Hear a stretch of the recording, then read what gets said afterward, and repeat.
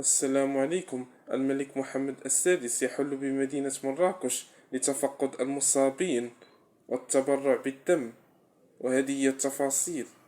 قام الملك محمد السادس بعد ظهر اليوم الثلاثاء بزيارة المركز الاستشفائي الجامعي محمد السادس بمراكش، حيث تفقد الحالة الصحية للمصابين ضحايا الزلزال الأليم الذي وقع يوم الجمعة 8 شتنبر، وخلف خسائر بشرية ومادية هامة في العديد من جهات المملكة.